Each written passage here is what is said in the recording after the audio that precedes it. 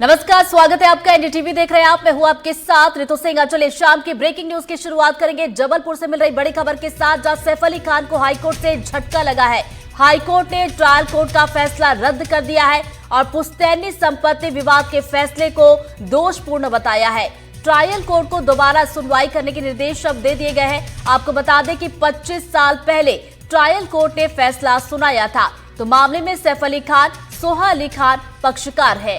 तो ये बड़ी खबर जबलपुर से आप तक पहुंचा रहे हैं। सैफ अली खान को हाईकोर्ट से बड़ा झटका लगा है, क्योंकि देखिए ट्रायल कोर्ट का जो फैसला था उसे हाईकोर्ट ने रद्द कर दिया है और पुश्तैनी संपत्ति विवाद का ये मामला था और इसका जो फैसला निकल कर आया था उसे दोषपूर्ण बताया गया है।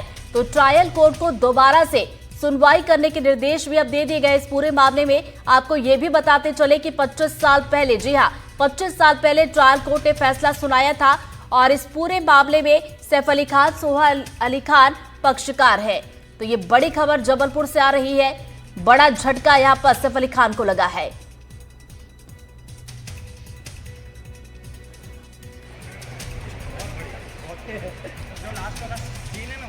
जून के करीब उस का डिसीजन आया उन दोनों फर्स्ट अपील्स में। उसमें ये डिसाइड हुआ है कि प्रिंसिपल ऑफ प्रिमोजेनिचर जो है वो इस केस में अप्लाई इसलिए नहीं होता है क्योंकि सक्सेशन जो हुआ था वो 1949 के बाद हुआ था, जो कॉन्स्टिट्यूशन लागू होने के बाद। एंड कॉन्स्टिट्यूशन लागू होने के बाद जितना भी सक्सेशन होगा वो मुस्लिम पर्सनल लॉ से गवर्न होगा, किसी भी रियासत के लिए जो मुस्लिम पर्व्यू में जाती है, और हिंदू रियासतों के लिए हिंदू लॉ से गवर्न होना चाहिए। तो मुस्लिम पर्सनल लॉ के अकॉर्डिंग इसमें पार्टीशन होना है और हाई कोर्ट ने इस मैटर को अब ट्रायल कोर्ट को रिमांड बैक कर दिया है और उनको बोला गया है कि 1 साल के अंदर अंदर इस पे पार्टीशन किया जाए। ज्यादा जानकारी लेंगे सहयोगी संजीव चौधरी हमारे साथ जुड़ गए। सीधा हम करू करेंगे। संजीव जी, कोर्ट ने आखिर क्या कुछ कहा है? हाल के नवाब मोहम्मद हमीदुल्लाह खां के वसीयत का मामला है। ये 14 फरवरी 2000 को एक ट्रायल कोर्ट ने आदेश पारित किया था। अब इसे 20 साल हो गए हैं। अब हुआ यह है कि अब उस पर यह कहा गया है कि भोपाल में एक बार फिर इस पर ट्रायल की जाएगी। तो अब जहां पर स्थिति शुरू हुई थी 25 साल पहले, वहां फिर पहुंच गई है। अब एक बार फिर ट्रायल कोर्ट इस मामले को सुनेगा और जो अभी तक सुना गया था उसे सब रद्द कर दिया गया है। तो इस तरीके से अब एक बार फिर होगा। चूंकि ये इस तरीके के मामले होते हैं, फिर कितने वर्ष लगेंगे ये कहा नहीं जा सकता, लेकिन अभी की स्थिति में तो 25 वर्ष पुरानी स्थिति को फिर से बना दिया गया है। इसमें नवाब मंसूर अली खां पटौदी, शर्मिला टैगोर, सैफ अली खां और इन सब के जो हित हैं वो प्रभावित हुए हैं। चलिए, बहुत बहुत शुक्रिया संजीव जी आपका तमाम जानकारी के लिए। चलिए बढ़ते आगे। कवर्धा से बड़ी खबर। कलेक्टर का कर्मचारियों के साथ अभद्र व्यवहार। कार्यालय देरी से पहुंचने पर कर्मचारियों के साथ अभद्रता की है और कर्मचारियों को कान पकड़वाकर सजा दी है। तो फटकार लगाने के साथ सबके सामने कान पकड़वाए हैं और 42 कर्मचारियों को नोटिस भी जारी किया गया है और कर्मचारियों को कारण बताओ नोटिस जारी किया गया। तो ये बड़ी खबर कवर्धा से आप तक पहुंचा रहे हैं। आपको एक बार फिर से बताते चले कि कलेक्टर का कर्मचारियों के साथ अभद्र व्यवहार का ये पूरा मामला सामने निकल कर आया। ये तस्वीरें देखिए, आपको दिखा रहे। कार्यालय देरी से पहुंचने पर कर्मचारियों के साथ ये अभद्रता की गई है। कर्मचारियों को कान पकड़वा कर सजा दी गई है और फटकार लगाने के साथ साथ सबको कान पकड़वाए गए। ये तस्वीरें आप जरा देखिए कि देरी से जो कार्यालय पहुंचे थे कर्मचारी, वो किस तरीके से यहाँ पर कान पकड़कर खड़े हुए। तो ये अभद्र व्यवहार सामने निकल कर आया है। आपको बता दें कि 42 कर्मचारी बताए जा रहे हैं जिनको नोटिस जारी कर दिया गया है। तो कारण बताओ नोटिस इन सभी कर्मचारियों को जारी किया गया। तो ये बड़ी खबर कवर्धा से आप तक पहुंचा रहे हैं, जहां पर आप इन तस्वीरों में देख सकते हैं कि कलेक्टर ने किस तरीके से अभद्र व्यवहार किया है। अधिकारी हैं, जिलाधिकारी हैं, कलेक्टर हैं, तो वहाँ पे अनुशासन के दायरे में कर्मचारियों को रखना आपकी जिम्मेदारी है। और कोई कर्मचारी समय पे नहीं आ रहा तो उसके ऊपर कार्रवाई करना भी आपकी जिम्मेदारी है और आपका यह दायित्व है। लेकिन इसका मतलब ये नहीं है कि आप कलेक्टर हैं तो कानून से ऊपर हो गए। आपको किसने अधिकार दिया कि आप कर्मचारियों को शारीरिक दंड दें? आप उन्हें कान पकड़ के खड़ा करवाएं, उठक बैठक करवाएं, आप उनके खिलाफ में उनकी सर्विस नियमावली के तहत कार्रवाई करते, निलंबित करते, 1 दिन का वेतन काटते, लेकिन फटकार लगा के छोड़ सकते थे। लेकिन ये क्या, आप होते कौन है कान पकड़ के उठा बैठक करवा दे? ये है विष्णु के सुशासन का सही नमूना जो कल दिखा है। और चलिए ज्यादा जानकारी लेंगे हमारे सहयोगी जुल्फिकार हमारे साथ जुड़ गए, सीधा हम रुख करेंगे। जुल्फिकार, इन तस्वीरों हम देख रहे हैं किस तरीके से कर्मचारियों के साथ अभद्र व्यवहार किया गया। कर्मचारी कान पकड़कर कार्यालय के ठीक बाहर खड़े हुए हैं। बिल्कुल, जिस तरीके की जो तस्वीर सामने आई है उससे तो कहीं ना कहीं ये लगता है कि जो कलेक्टर हैं वो अपने आप को सबसे बड़ा मान बैठे हैं।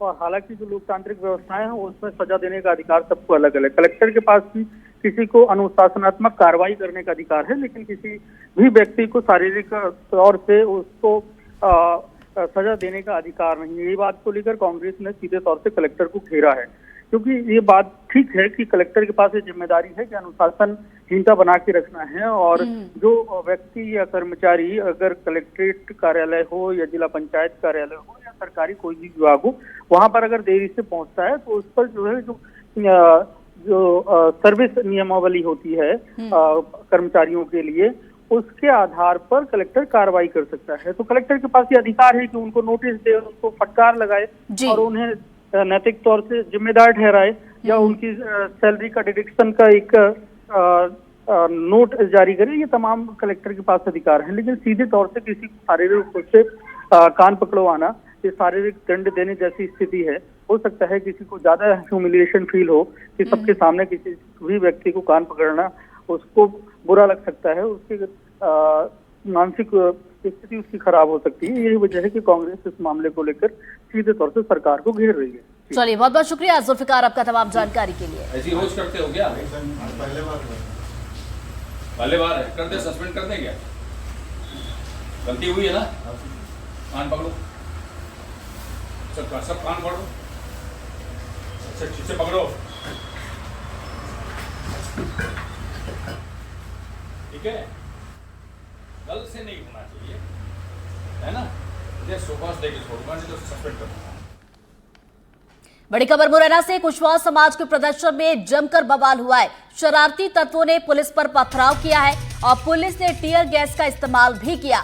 पुलिस ने खदेड़ने के लिए लाठीचार्ज भी किया और साथ ही पुलिस ने स्थिति को नियंत्रित अब कर लिया है। तो बड़ी खबर मुरैना से आप तक पहुंचा रहे, कुशवाहा समाज की तरफ से प्रदर्शन किया जा रहा था और इस प्रदर्शन के दौरान जमकर बवाल भी हुआ है। शरारती तत्व जिन्होंने पुलिस पर पथराव किया, स्थिति कुछ ऐसी बनी कि टीयर गैस का इस्तेमाल यहां पर पुलिस को करना पड़ा।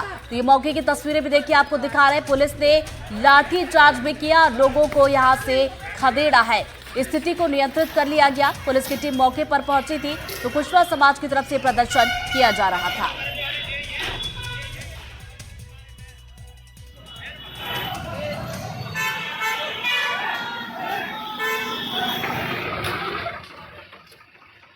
कुशवाहा समाज के द्वारा किन्हीं बिंदुओं को लेकर ज्ञापन दिया जाना था, जो कि उनके द्वारा शांतिपूर्वक ज्ञापन देने को कहा गया था, क्योंकि उनके 1000 से 1500 लोग कलेक्ट्रेट ऑफिस में गए, जहाँ पे कि कलेक्टर महोदय और एसपी महोदय दोनों के द्वारा ज्ञापन दिया गया, उनकी बातों को सुना गया और उनको आश्वासित भी किया गया। साथ में कार्रवाई करने के लिए हमने लगातार उनको बताया।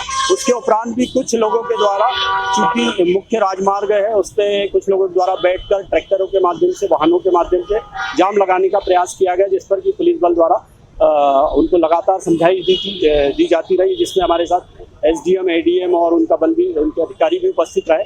हमने लगातार उनको समझाइश दी। उसके उपरांत भी वो लोग वहां से नहीं हटे तो पुलिस के द्वारा वरिष्ठ अधिकारियों के संज्ञान में हल्का बल प्रयोग किया गया और उनको यहाँ से तितर बितर किया गया है, ताकि शांति व्यवस्था बनी रहे, कोई भी कानून व्यवस्था। देखिए, कानून व्यवस्था के संबंध में जो भी ज्ञापन समाज के लोगों ने दिया, वो ज्ञापन कलेक्टर महोदय और एसपी महोदय ने संयुक्त रूप से प्राप्त किया और उस पर कार्रवाई का आश्वासन दिया।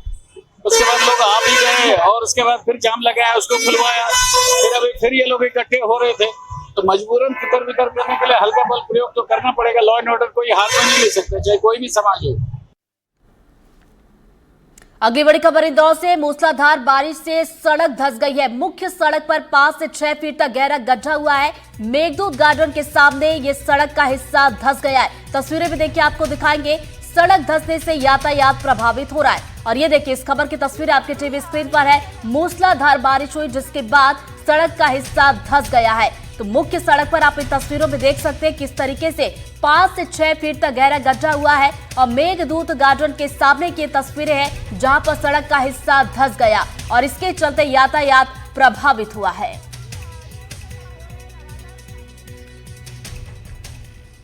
बड़ी खबर सूरजपुर से। बारिश मुसीबत बन गई है। कई इलाकों में पुल के ऊपर से पानी बह रहा है और जान जोखिम में डालकर ग्रामीण पुल को पार कर रहे हैं। स्कूल बस तक फंसी है, जिसके बाद बच्चे परेशान नजर आए। ये तस्वीरें देखिए, आप देख सकते हैं कि लगातार बारिश हुई, जिसके बाद नदी नाले उफान पर है, पुल के ऊपर से पानी बह रहा है। बच्चे भी जान जोखिम में डालकर इस पुल को पार करते हुए दिखाई दे रहे हैं। तो देखिए, कई इलाके बताए जा रहे हैं जहां पर जल भराव जैसी स्थिति बनी हुई है। सूरजपुर के बाद बात करेंगे मंडला की। यहां पर भी बारिश से नदी नाले उफान पर है। उफनते नाले में कार फंस गई। चिखली पोनिया मार्ग पर यह कार फंसी है। जिला मुख्यालय का दर्जनों गांवों से संपर्क तक टूट गया। तो ये बड़ी खबर आप तक पहुंचा रहे मंडला से।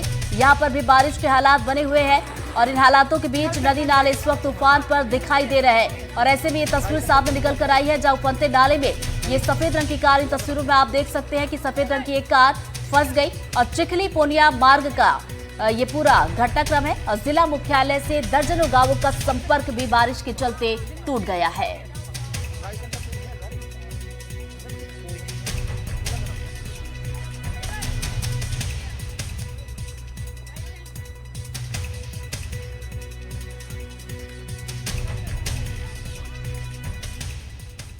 बड़ी खबर जबलपुर से। परियट नदी में सिलेंडर से भरा ट्रक समा गया। नदी पर बना पुल पार करने के दौरान ये ट्रक बह गया। ड्राइवर और कंडक्टर ने तैरकर अपनी जान बचाई है। बरेला और कुंडन थाने की सीमा पर यह पूरा हादसा हुआ है। तो जबलपुर से ये बड़ी खबर आप तक पहुंचा रही तस्वीरें आप जरा देखिए। परियट नदी की ये तस्वीरें जहां पर सिलेंडर से भरा ये ट्रक, आप इन तस्वीरों में देख सकते हैं कि पुल पार कर रहा था। इसी दौरान ये देखिए धीरे से ये पूरी तरीके से नदी में समा गया और बह गया। तो ड्राइवर और कंडक्टर जिन्होंने तैरकर अपनी जान बचाई है।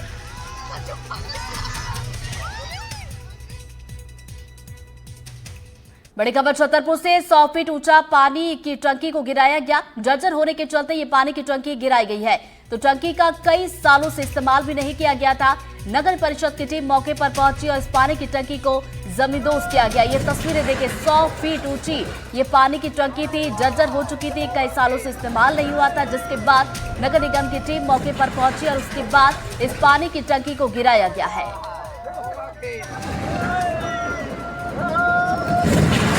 छतरपुर का ये पूरा मामला, मौके की तस्वीर आपकी टीवी स्क्रीन पर है। 100 फीट ऊंची ये पानी की टंकी है जिसे गिरा दिया गया। वजह यह है कि जर्जर ये हो चुकी थी और साथ ही साथ कई सालों से इस पानी की टंकी का इस्तेमाल भी नहीं किया गया था।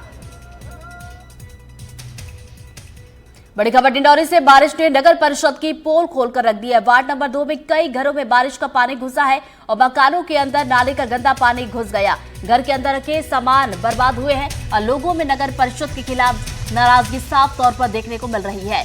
तो डिंडौरी से ये बड़ी खबर आप तक पहुंचा रहे। तस्वीरें देखिए, आपको दिखा रहे किस तरीके से घरों के अंदर यहाँ पर पानी घुसा है। सड़कें लबालब पानी से नजर आ रही है और इसने नगर परिषद की पोल खोलकर रख दी है। तो वार्ड नंबर 2 की तस्वीरें आपको दिखा रहा है। कई घर बताए जा रहे हैं जहां पर बारिश का पानी घुसा है और लोगों को परेशानियों का सामना करना पड़ रहा है। घर के अंदर जो सामान रखा हुआ था, बारिश का पानी घुसने से घर में रखा सामान बर्बाद हुआ है। नाले की सफाई नहीं हो पा रही है। ये पहली बार ऐसी स्थिति बनी है। तो समय पर अगर नाली की साफ सफाई हो जाती तो ऐसी स्थिति नहीं बनती। घर में पानी घुस गया है, राशन सब गीले हो गए हैं। सफाई नाली की होती रहेगी तो कोई दिक्कत नहीं रहेगी। बड़ी खबर नरसिंहपुर से। रात भर हुई बारिश से नदियां उफान पर है। दर्जनों गांव का जिला मुख्यालय से संपर्क टूट चुका है और मूसलाधार बारिश से उमर नदी का जल स्तर भी बढ़ा है। पुल के ऊपर से उमर नदी का पानी बह रहा है और पुल का निर्माण अधूरा होने से ग्रामीणों की परेशानियां बढ़ गई हैं। तो यहाँ पर बारिश के हालात बने हुए, लगातार बारिश हो रही है। रात भर बारिश हुई है जिसके चलते नदियां उफान पर है। दर्जनों गांव बताए जा रहे हैं जिनका जिला मुख्यालय से संपर्क इस वक्त टूट चुका है और उमर नदी का जल स्तर भी लगातार बारिश होने की वजह से बढ़ा हुआ है। पुल के ऊपर से पानी बह रहा है और पुल का निर्माण अधूरा है, जिसके चलते ग्रामीणों को दिक्कतों का सामना करना पड़ रहा है। छतरपुर से बड़ी खबर, जहां सरकारी स्कूल में छत टपक रही है। क्लास और स्टाफ रूम में पानी टपक रहा है। जिले के नंबर 1 स्कूल की हालत बदहाल नजर आ रही है। स्कूल की हालत पर अधिकारी किसी भी तरह का ध्यान नहीं दे रहे और बारिश के बीच ये मिड डे मील भी बनाया जा रहा था। स्कूल में भीगते हुए पढ़ाई करने पर छात्र मजबूर हुए हैं। तो छतरपुर से ये बड़ी खबर आप तक पहुंचा रहे हैं। सरकारी स्कूल की हालत बदहाल हो चुकी है। छत से पानी टपक रहा है।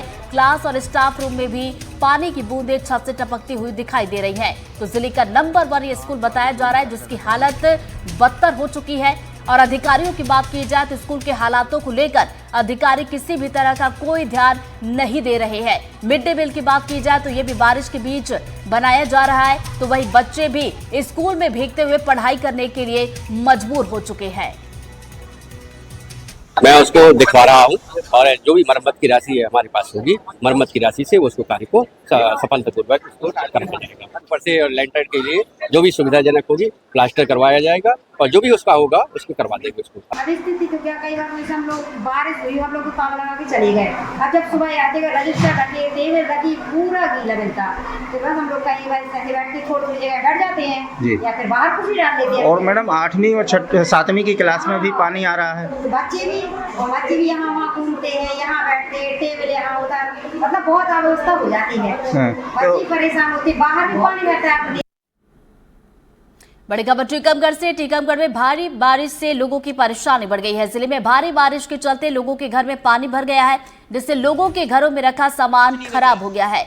तो वहीं शहर में निचली बस्तियों में पानी की निकासी नहीं है और निचली बस्तियों के लोग भी पानी से परेशान हो चुके हैं। तो टीकमगढ़ से ये तस्वीरें आई हैं। निचली बस्ती की ये तस्वीरें आप देखिए। यहाँ पर जो घर है, घर के अंदर पानी घुसा हुआ है। घर के बाहर अगर निकला जाए तो वहां पर भी हालात खराब हो चुके हैं। तो देखिए सड़कें लबालब है और ये तस्वीरें देखिए। टीकमगढ़ में बारिश लगातार हो रही है। बड़ी खबर बालाघाट से। बारिश के चलते बरगद का पेड़ गिर गया। पेड़ गिरने से बहर मार्ग पूरी तरह से बंद हुआ है। रास्ता बंद होने के चलते बारात भी फंस गई। रास्ता बंद होने के चलते ट्रैफिक जाम भी हुआ और ये तस्वीरें देखिए। बारिश के चलते ये बरगद का पेड़ गिरा है जिसके चलते आवागमन यहाँ पर प्रभावित हुआ है। बहर मार्ग की ये तस्वीरें। ये मार्ग पूरी तरह से बंद हुआ है। बारात यहाँ पर फंसी और साथ ही साथ लंबा ट्रैफिक जाम भी यहाँ पर देखा गया। आगे बड़ी खबर भी बालाघाट से। पादरीगंज भीमा नाला में उफान। जी हां, उफान के चलते नाले में ट्रक फंस गया और बाढ़ के चलते नैनपुर मार्ग बंद कर दिया गया है। तो बालाघाट से ये बड़ी खबर आप तक पहुंचा रहे हैं। पादरीगंज भीमा नाला जो कि इस वक्त उफान पर है और उफान के चलते नाले में ट्रक फंस गया है। नैनपुर मार्ग भी फिलहाल बंद कर दिया गया है बाढ़ को देखते हुए। तो ये तस्वीरें देखिए आपको दिखा रहे हैं। नदी नाले उफान पर है और इस बीच पुल को पार करता हुआ ये ट्रक आपको दिखाई दे रहा होगा जो कि फंस गया।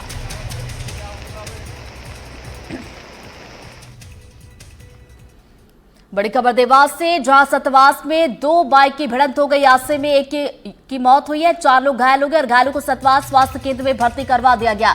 एक बाइक पर 4 लोग सवार थे। तो ये बड़ी खबर देवास से आप तक पहुंचा रहे हैं। सतवास का ये पूरा मामला जहां पर 2 बाइकों की जोरदार टक्कर हुई है। टक्कर इतनी जोरदार थी, एक किस में जान चली गई। तो वही 4 लोग घायल हुए हैं और सभी घायलों को सतवास स्वास्थ्य केंद्र ले जाया गया जहां पर सभी घायल 4 लोगों का इलाज जारी है। तो बताया जा रहा है कि एक ही बाइक पर ये 4 लोग सवार थे।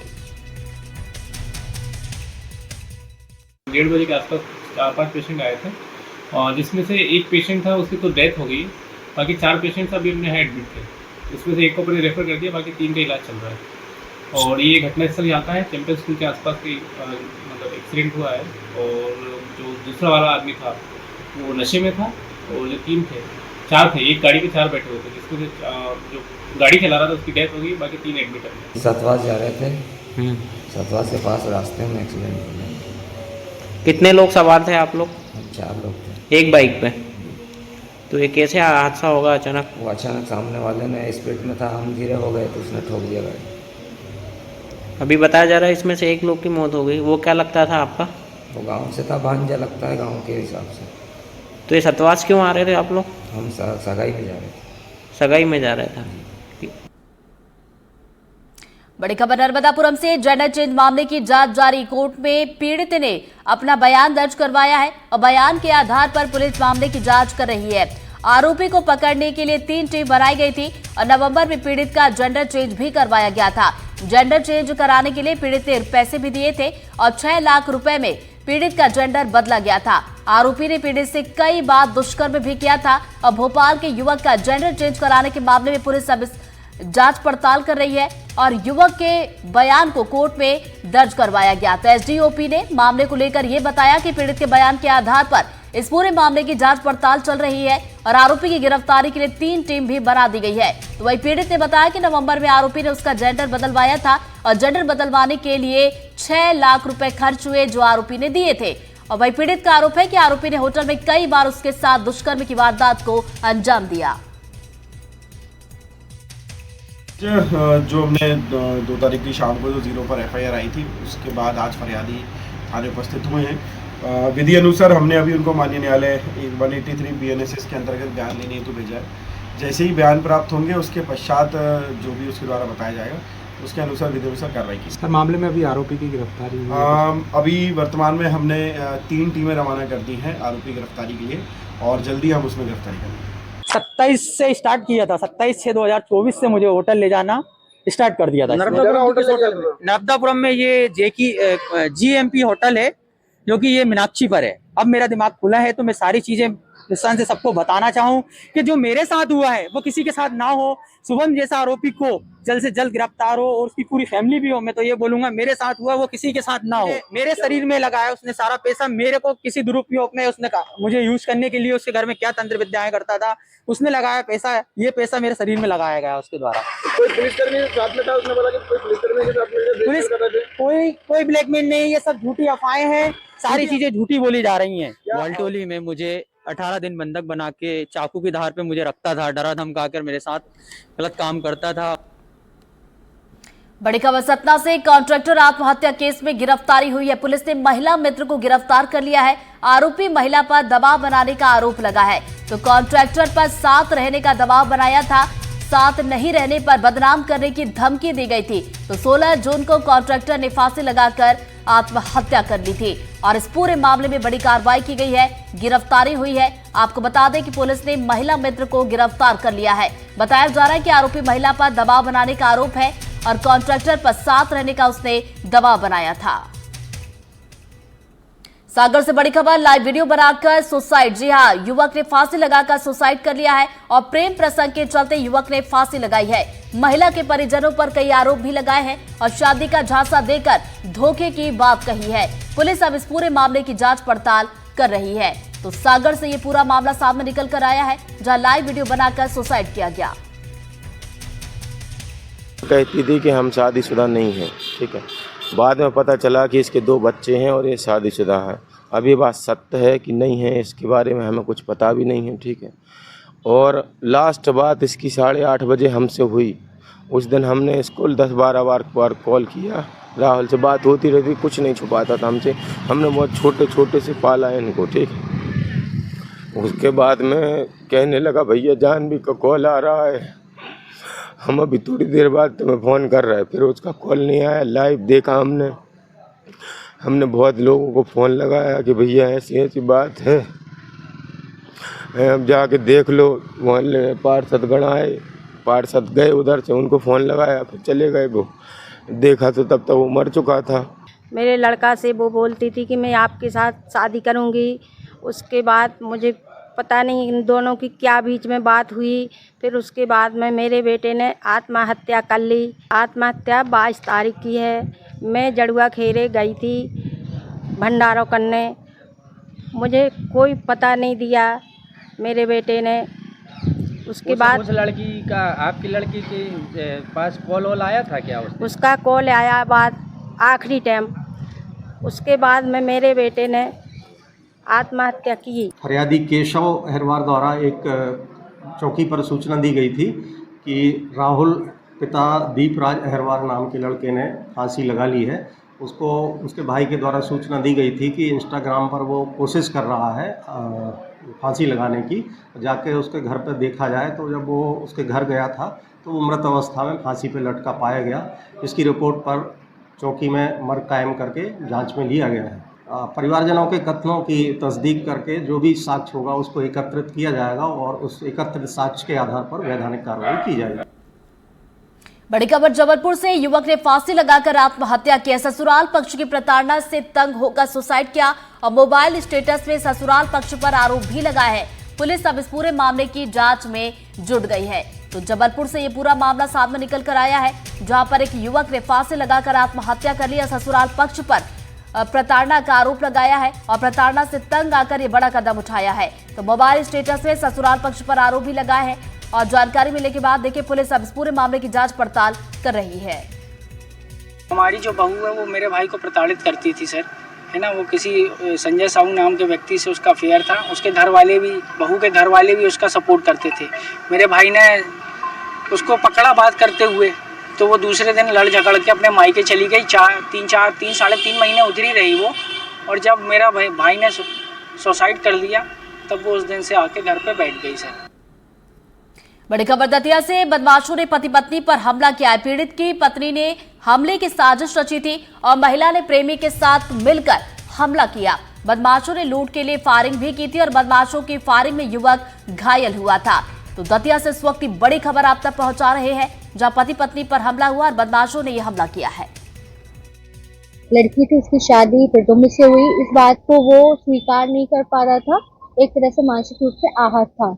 तो जब उसको पता चला कि 29 तारीख को लड़की अपने मायके आ रही है, उसको संज्ञान में आया तो आरोपी द्वारा उसके पति की हत्या करने के प्रयास से ये पूरा घटनाक्रम रचित किया गया और इसको हत्या करने का जो पूरा सीन था उसको लूट के रूप में पहले दर्शाने की कोशिश की गई। हालांकि जो करधनी उन्होंने लूट की थी वो वहीं पर जल्दबाजी में झाड़ियों में ही पूछताछ में बताया, वहीं डली उन्हें बताई थी, जिसको फिर पुलिस ने उनके निशानदेही पर इसमें जब्ती भी की गई है, जिसकी झाड़ियों से करधनी को भी जब्त किया गया है। दोनों आरोपियों को गिरफ्तार किया गया है और अभी इसमें विवेचना जारी है। इसी के साथ इस बुलेटिन में फिलहाल इतना ही। आगे मेरे साथ देखिए आपका शहर। नमस्कार।